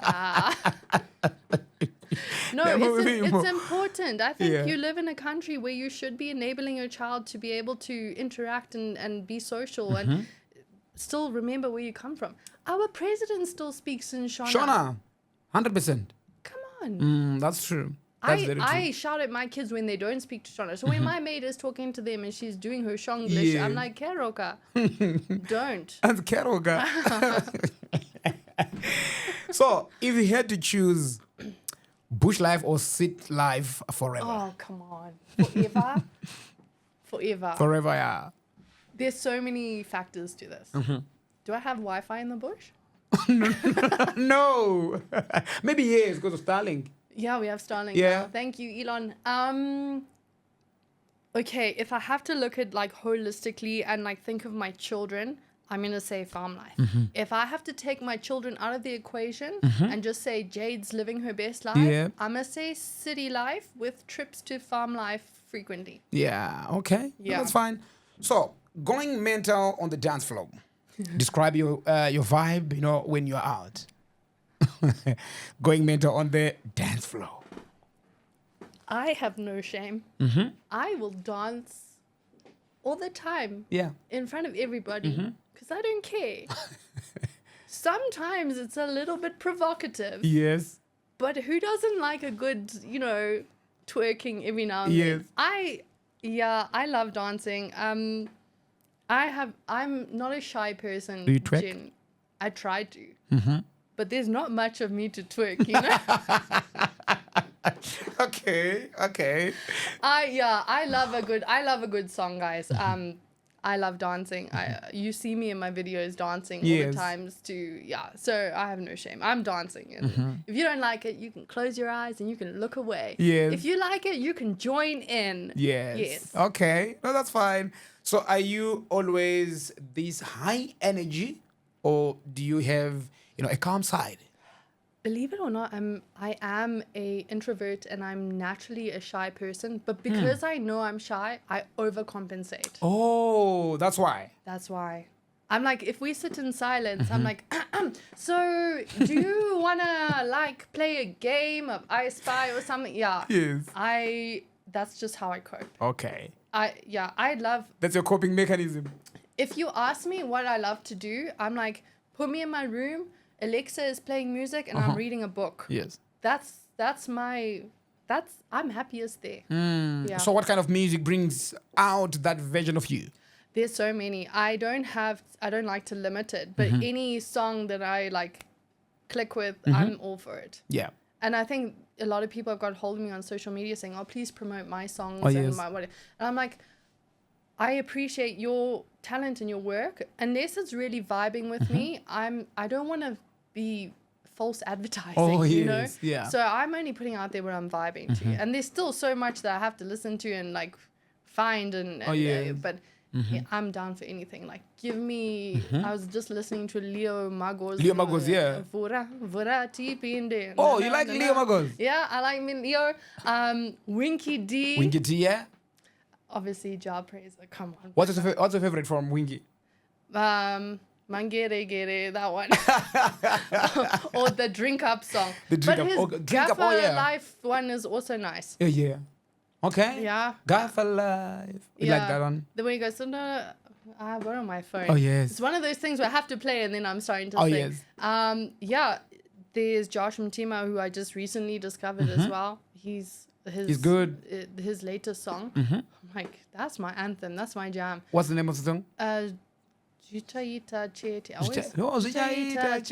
Oh, people are saying it's an AI song. I'm a go-getter. Oh, yeah, I know. I'm an overcomer, yeah. Namari Shua this, yeah. Jitaita Chete. I like this song as well. Yeah, I love that song. Oh, you love it? I love it. Both versions, because he's done the one with Unveiled and then he's done the one with himself. I'm all for a good song.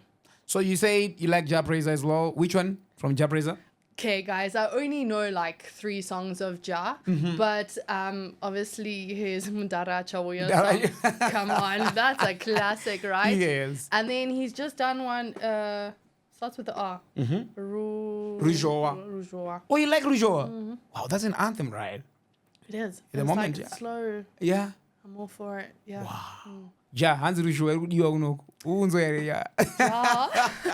Have you ever met Jah Prayzah?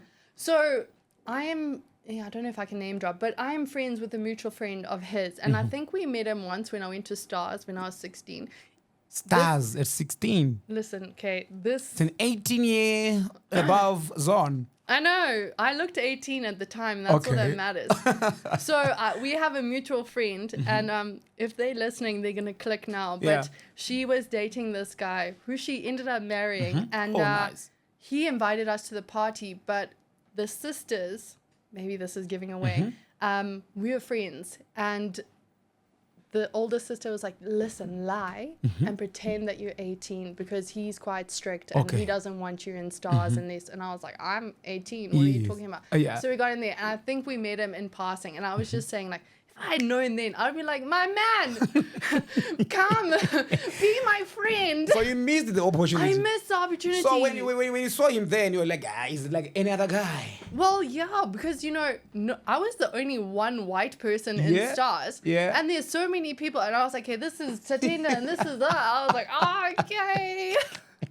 I was just vibing, having a good time there. I mean, it's been years ago. Shit, it hasn't been that long ago. Come on. Would you like to meet Jah Prayzah? Would. He's doing a movie right now. He's working on a movie. The other day he called me. He said, I'm down in Baitbridge there, in the bush. Yeah, he's shooting a movie. I can't wait for that movie as well. My baby, you can feature as well. We did a video, my friend and I, Nats, and myself, of Mudara Chawoya in the car, and he reposted. And I was like... Oh, he reposted? He reposted it. And I was like... Yes, that's it. I've made That's it, it. guys. That's it. This is what fame is. Yeah, he didn't respond to my DM though. He didn't? Come on. Okay, can we do this? Maybe, should I call him now or after the show? After the show, because what if he doesn't pick up? No, no. If it's my call, you think so? Yeah, always. But we'll call him after the show, maybe. Yeah. A video call? Sure. And say hi. Yes. Okay. Let's do that. We'll do that So after excited. that. We'll do that straight after the show. Palms are sweating. Exactly. Since he didn't respond to your DM. No, and I'm going to ask him to follow you right away. Thank you. So, one thing people would never expect about you. I work in corporate. No one expects that. Yeah. They look at me and they're like, what do you do? Yes, So many yes. people ask me and I'm like, I work in corporate. I work in corporate. Oh, Namakorogoza. Yeah. So if you looked at my CV, you'd be like, where's your goal in life? Because Yes. I've done so much stuff. I was a farmer, a vet assistant, a rugby referee. I was a hostess. I was a bar manager. I was a supervisor. I was an art teacher. I'm a qualified English teacher. Yes. Like, there's a lot. So I think people get surprised when they're like, what do you mean? True. You've done this and this and this. Yeah. What do you mean you work in corporate? When you dance in front of a camera. Yes. I'm like, yeah, wow.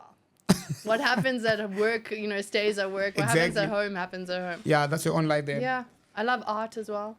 Or art. Yeah, I love art. Okay. Like, what's your favorite? I love painting. Painting. Yeah, I'll show you some of my stuff after this. You tell me if you like it or not. Yes. Oh, definitely. Yeah. So, corporate warrior by day. Let's talk about that. What exactly do you do? Corporate warrior. I'm a makorokoza, guys. When you're doing makorokoza, do you mean you got into the mines or what? So my official job title is a supply chain and relationship manager. Okay. So I do a lot of this. I ask you for money and you give it to me. Oh, nice. Yeah. I see. I work for a big company and it's all over Zimbabwe. So I'm traveling a lot. I love it when I'm doing my job. Yeah. I enjoy it. I enjoy the people I work with.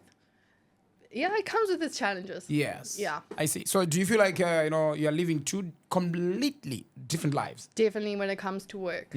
I mean, if you see me in a boardroom, Yeah.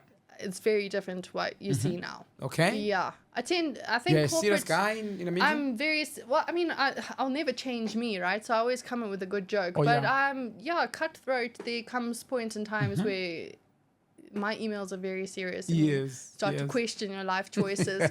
You have to be in this industry a strong person. And there's not many women in the same industry that I'm in. Yeah. So it comes with its challenges because a lot that's of true. people look at me and they're like, what do you mean? Exactly.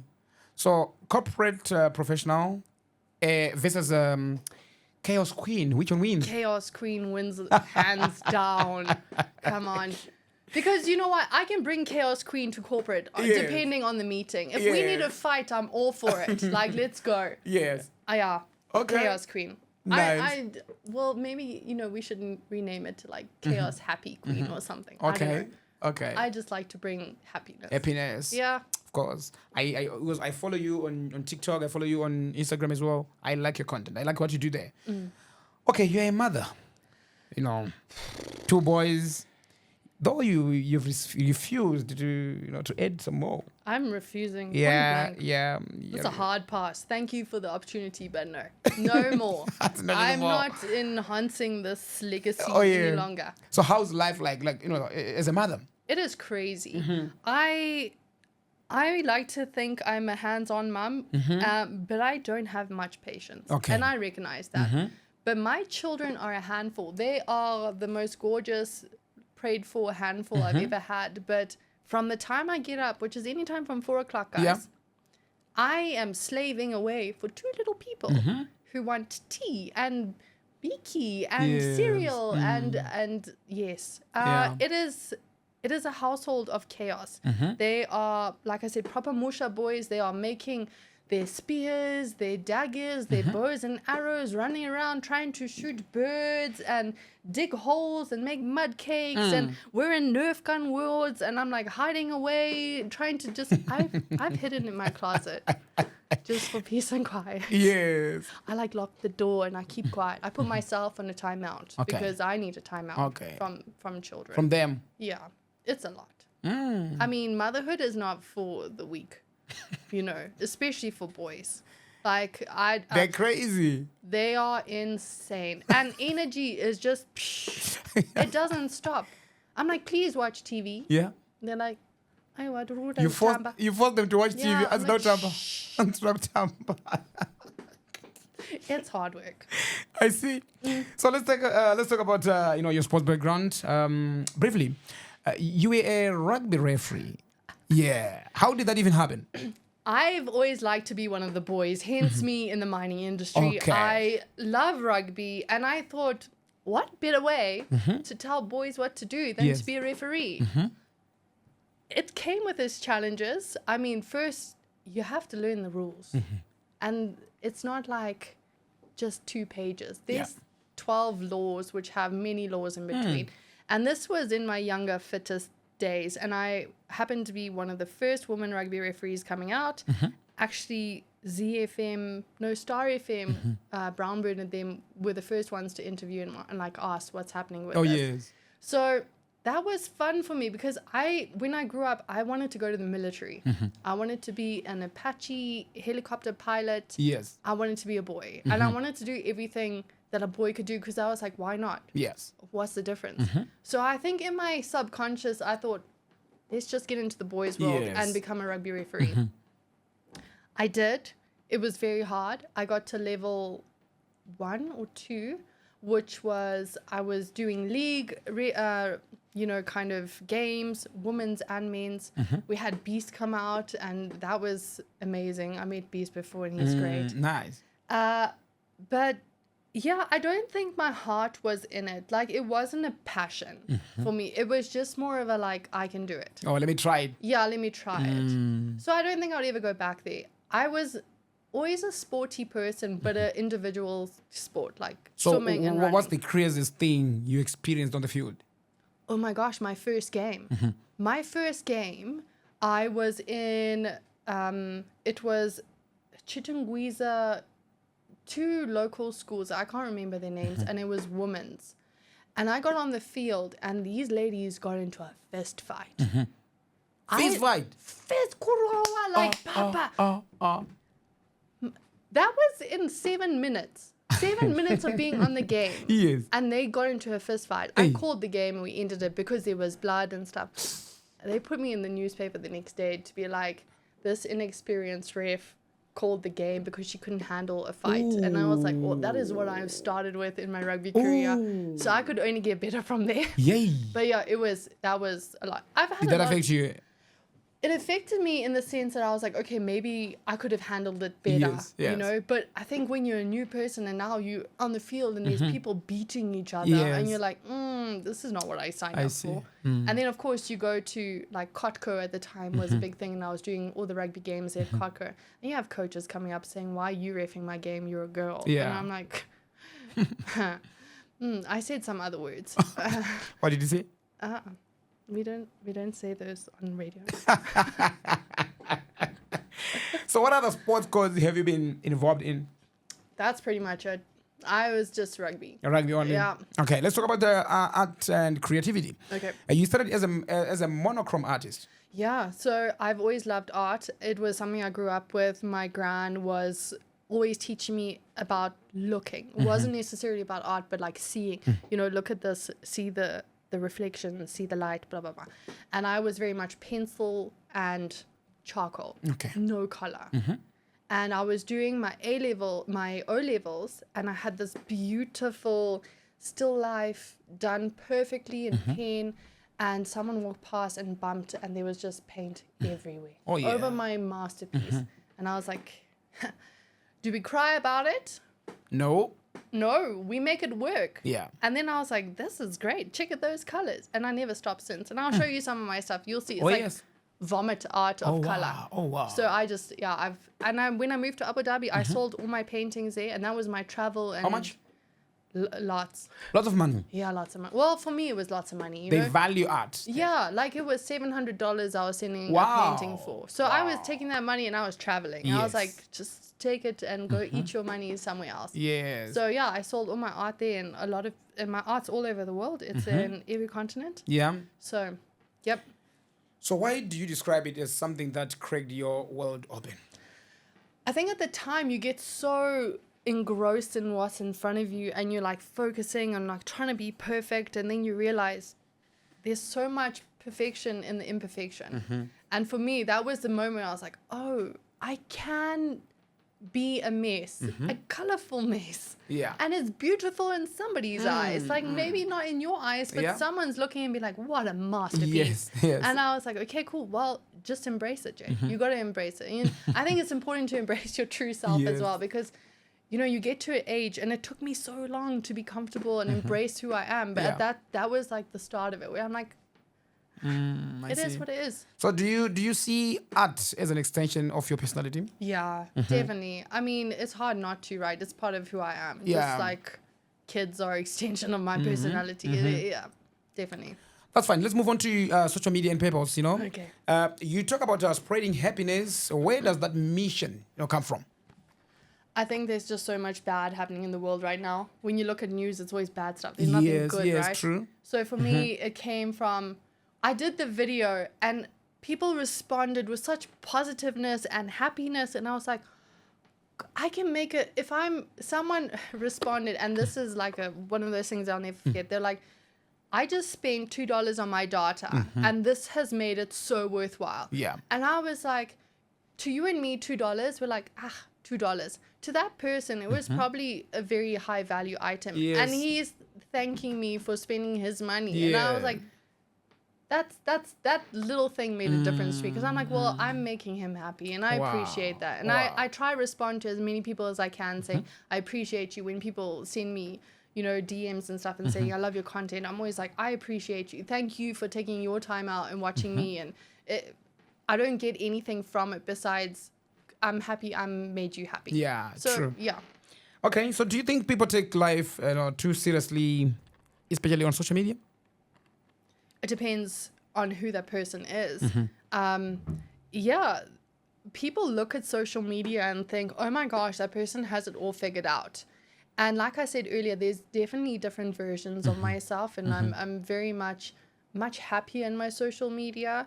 I am generally a happy person, but yeah, I filter a lot. Oh yeah. Because yeah, and I think that's such a misconception when people look and they're like, oh, that's a happy couple, or she's doing amazing. And we can look at who's that famous guy that killed himself. He did Flubber and he did Welcome Vietnam.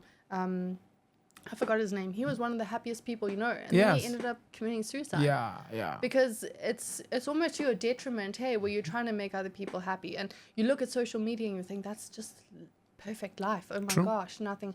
And yeah, people need to be conscious that sometimes it's I don't want to say fake, but it's definitely an edited version. Yeah, that's very true. It's you can't be serious all the time. So what do you want people to feel when when they experience your content online or art?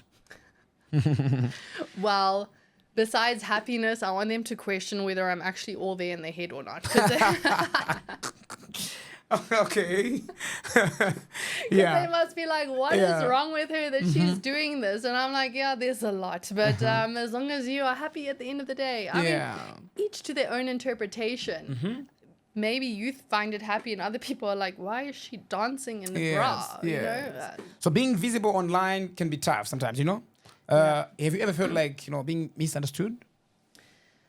Not necessarily misunderstood, but a lot of people will question and be like, why are you doing this? What's the reason? There must be a motive or there must be something. And I'm like, no, I just want to be happy. And I started this for fun. It's not like I've got a GoFundMe behind saying, please go fund me and make me rich and famous. Like I said, a lot of majority of it has been positive and reinforcing. So the 1% that are like, you're so bad at it, or you don't look nice, or I'm like, okay, keep scrolling. Yeah. Scroll. So how do you deal with people who box you into a stereotype? I don't. I just carry on with my. It makes no difference to me what you think. Yeah. Am I physically affecting your life? No. No. Have I taken your husband? No. No. Not yet. Not yet. Maybe later. But it makes no difference to me, and just like I should make no difference to you. Yeah. If you don't like me, carry on with your life. We don't need to tear each other down over it. Yeah. Yeah, I understand. Wow. So as we conclude, we're about to conclude. Okay. Yeah. So do you think Zimbabwean society is accepting, when it comes to diversity in relationships and identity?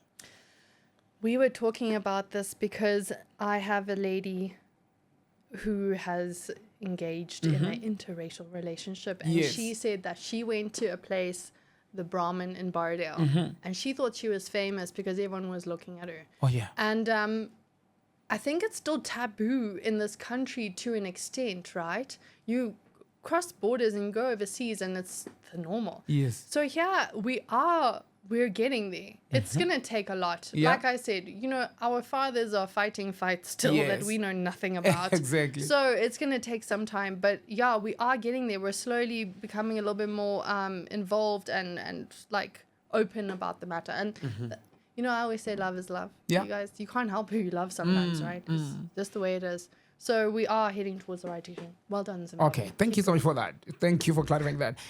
What does respect look like, to you in a relationship? Oh, this is a tough one because this has come up quite recently. Yeah. And it's hard because my husband is very open. Like, he doesn't really care much about what I do or what I say.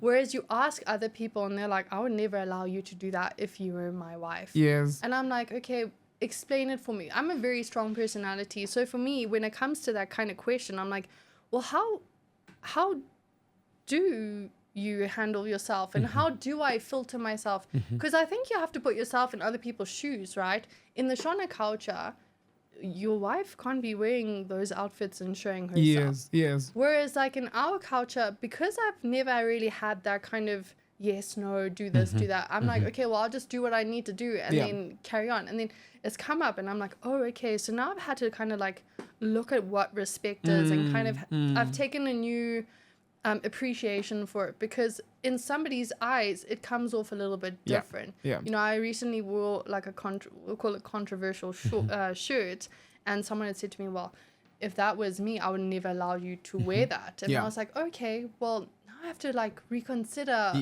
why. And then I have to look at it from a different perspective. But I think that's the beauty of also being on social media and exposing yourself to different people. It's like now you can question a little bit more and find out, okay, maybe I shouldn't have done that. And okay, now I can look at it differently. But there's respect is, okay, am I hurting you? No. Okay. Is this offending you in any way? Yes, no. Okay, tell me why it's offending you. I won't know. You can't just assume that I know why you're being offended. Yes, I need true. you to break it down for me like I'm 6 years old. And it's not because I'm trying to disrespect you, trying to disrespect. What is in this water? Trying to disrespect you. It's just because I need to understand. If I've never had those boundaries, you need to kind of put them in place so that I can understand. I wouldn't want a situation where something happens and someone feels like, oh my gosh, you have personally gone against me. It's not my intention to hurt somebody. In anything that I do, I did a video about the missiles, saying I'm so happy we're in Zimbabwe because geographically we're away from all the missiles. Yes. And people were like, well, how can you be so insensitive? And I'm like, no. I'm being thankful that I'm in Zimbabwe. I'm not trying to hurt the people that are not in Zimbabwe. So I had to kind of be like, okay. So there's humor in it as well. So maybe people were missing the humor part of it. Yeah. And I always do everything for humor. It's not me going personally against you or a culture or a race or a gender. It's just I'm doing it for laughs. Great. So let's talk about the vision and impact. Okay.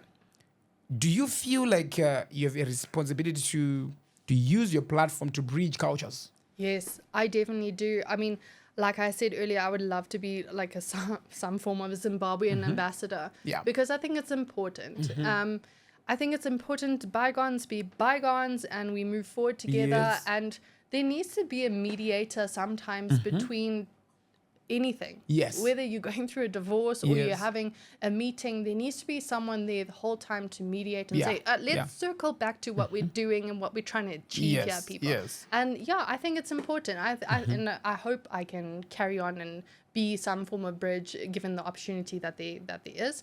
I want that. Yeah. That's very powerful. So what kind of a conversation do you want to spark in Zimbabwe? There's a long list, Ola. I mean, we need to, like I said, be bygones. Yeah. We need to start focusing on the country and figure out where we want to go as the youth and the generation. Yeah. I say youth, I'm not young.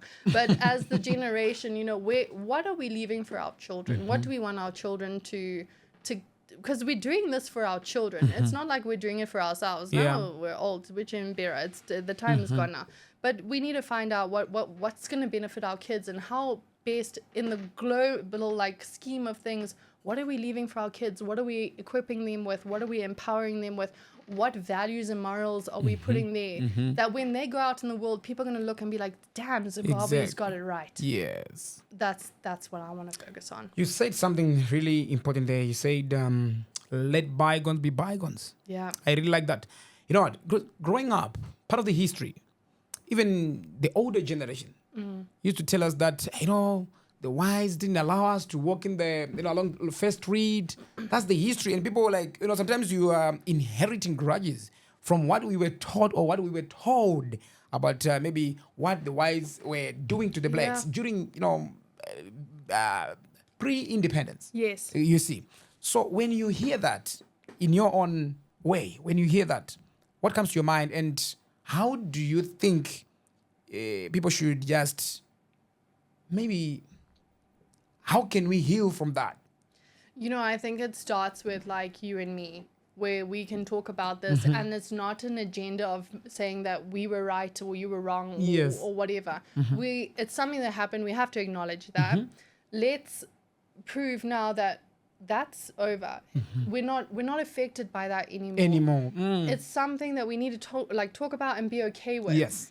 And your opinion is your opinion and you're allowed your opinion. I'm allowed my opinion.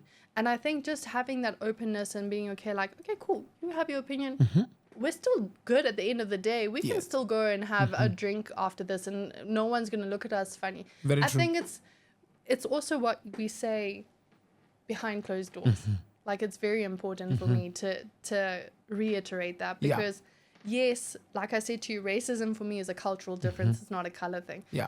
What you say behind closed doors and to your children is very important because remember, they're coming with that to school. Exactly. They're going to say, do you know what my dad or my mom said? Exactly, yeah. I don't talk to my kids about pre-1980. Oh, yeah. There's no point. There's no point at all. There's no point. Do you think I even tell them about the farm? There's Not no even. point. There's no point. What's going to change in their life? Nothing. Yeah. What are they? Do I want to give them? I still grieve. It's still a thing that happened, and it's still raw, and it's still sore. Yes.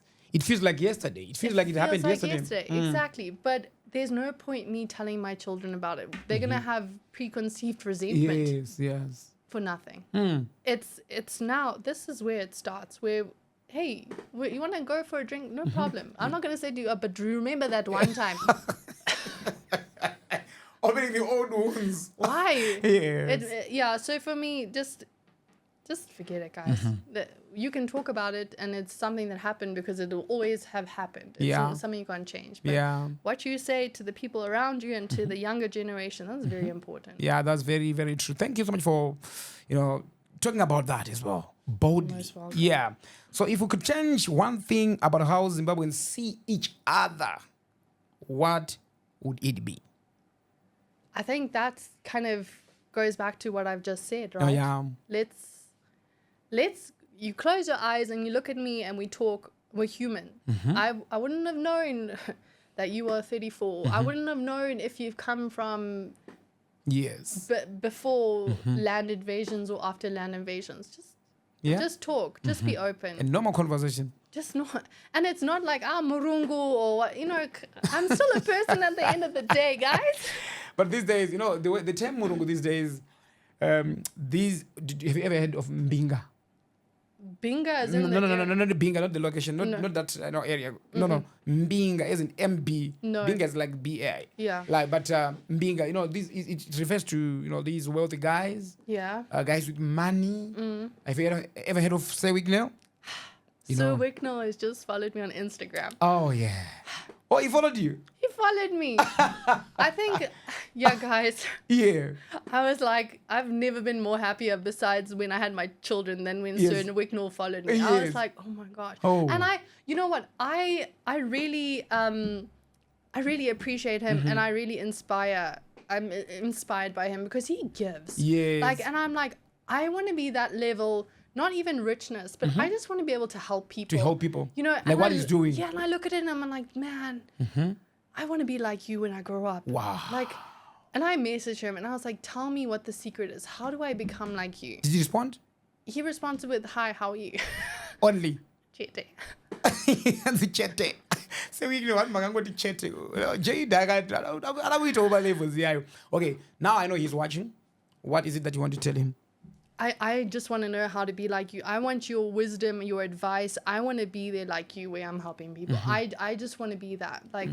That will make me happy. Helping people makes me happy. Yes.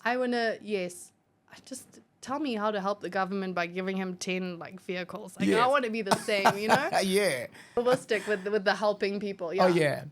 Okay, no, so the reason why I brought up the name Sewignell because is guys who are wealthy, rich. So in Shona we say Mbinga. Okay. Mbinga Zedu Mbinga. So Mbinga is another word, but also Murungu. It's another word even boys masters. Murungu makapenga because kweza ngoti munare tuntu or something like that. Yeah. Name way yekuti munhu akaitwa chinhu chakanaka nemudzi chirungu. Yeah, yes. Like chinhu chese chinenge chineka kadhatu vanzi ndezvechirungu. I don't think it's being said in a wrong way. No, and I don't take it in a wrong way. Even when you say Ataura Chirungu, it's the same thing. Yes. Talking English, speak in white language, Yes. whatever it is. I don't find it offensive for me. It's not so when people write it, but I'm just always laughing and I'm like, Murungu Yarupenga, and I'm like, yeah, it is what it is, guys. Yes. So, okay, no, that's fine. So what do you want, Zimbabwe to understand about you after this interview? Geeshas, if they haven't got a whole book of understanding about me by now, I'm not too sure. But let's narrow it down and say that I am just there at the end of the day to make people happy. This is not, the social media part is not a job for me. I mean, if I can inspire and be some form of brand ambassador for Zimbabwe and make sure that we're driving the good things about Zimbabwe, I'm all for it. And that's what I pretty much people want to understand about me. Yes. I'm there for a good time, guys. That's it. I'm driving Zimbabwe, meeting people like yourself who are inspiring, and you essentially growing Zimbabwe in your own way as well by going to all these places and exposing us, and indirectly you're brand ambassador for Zimbabwe too, right? Yeah, true. So just keep doing what I need to do, and you too, just keep inspiring. Thank you so much, Jayde, for taking your time talking to us here on #1 podcast in the land. Yeah. I see you love Zimbabwean outfits, you know, always. Always. I need more of this though. Yeah, there's a guy who does that. By the name Johns. I think John Sibbs, Johns. Okay. Yeah, I'll ask him to give you maybe some, different colors. It's nearly Independence Day, guys. Yes. Oh, yes, Independence Day. Yeah. Sure, I think it's going to go one day. But what do you know Jah Prayzah? Jah Prayzah. Oh my God.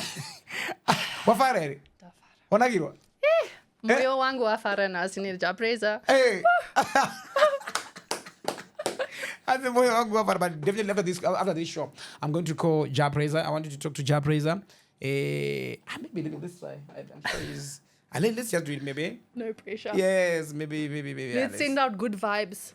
As long as he's not in the field only or in the studio, he definitely picks my call. Let me just connect to the Bluetooth quickly. Jah, I've got a fan here. Dara chawia. Oh yes. Unoka kid. Sangua. Nekuti zvimwe pamembe. Mepo, mbengo. I'm so close. Boy, Jauya. Ziramba uchombe nyambune zuwa. Yes. Mwananeta noti Ndara ndara chauya. Mudara wate Shumbano shumbano ruma. The Roger what? Shumbano ruma. Yes.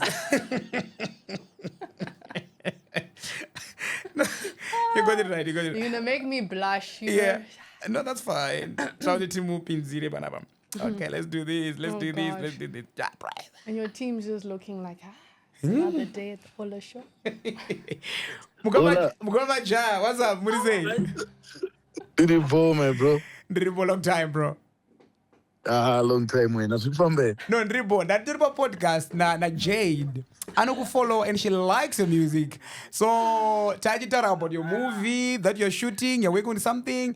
And she just said, Ola, I love jazz music. And the song, I know Farano Mdara Chauya. I know Farera Wisho. Yeah, she's a white lady. She's here. Let me tell Jah! Yes. Oh my God. Jayde, how are you? Maybe let me just switch to video and you're gonna make her day. Okay. Yeah, maybe. I'm fangirling, Jah. Yes, we are recording right now. But yeah, can you see him? Yeah. Maybe you can switch your. Just hold on. Just hold on. Yes, there is Jah Prayzah for you.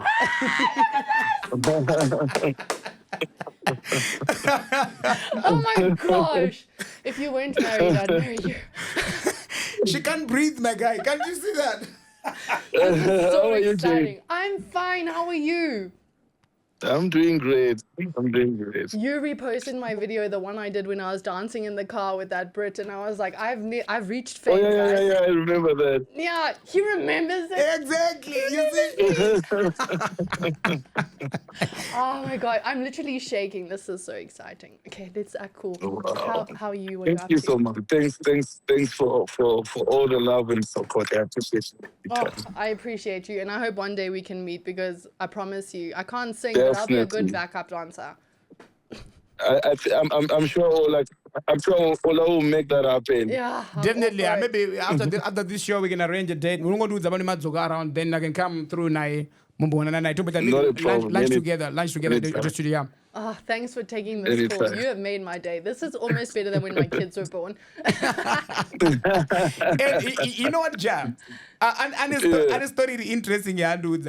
The first and I move. Antara Shona as well. So ndamubvunza kuti Okay. do you remember when the first time wakasangana na Jah Prayzah wakambonana naye here?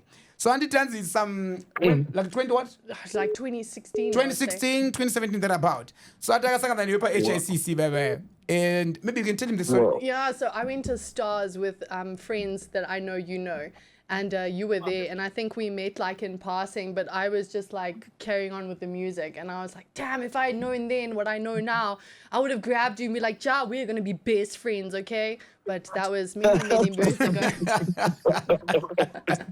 So I was just saying, Wow. you just missed the opportunity, but today you got the opportunity, right? I got the opportunity, and thank you so much. Yeah. I can die happy now. So can you sing that song you love, Jah Prayzah? Can you sing it for him? Do you really Anafarra Mdara Chauya, anafarra Rujoa. So maybe she was just Okay. doing He's putting me Mdara under Chauya. pressure, yeah. Yeah, so I'll be you like, do. one day, zira tia, negari dai wambota, risangua, nekuti jwime pamembe, o chawuya, aziramba uchumombe, nyabune zua, wananeta notin Dara Chauya. mudara wate chumanaruma, oh yeah. I can sing the whole song. Jah, but that's opinda busy, but Jah, you give some corrections in my words. No, you don't say me, oh, you say mepo. Chakakosha ndechoti music itoriwo language. Kurikuzona. So it don't go. Yeah. And it's spiritual, by the way. And Ndovara Rujoa as well. And both is slow jam. You know what? Jah, you're doing a great job, man. Yeah, you're you doing are. a good job. Yeah, thanks, my brother. Kudos. Appreciate it. Tell and I had just a date after the show. Then to lunch. Tina, anga fari mwana wana. Sikugona niwe. Anytime, Ola. Anytime, my guy. Okay, thank you so much. Jah. All right, cheers, guys. Have a good one. Okay, bye. Bye. Oh my gosh! Just happened. You see? Oh.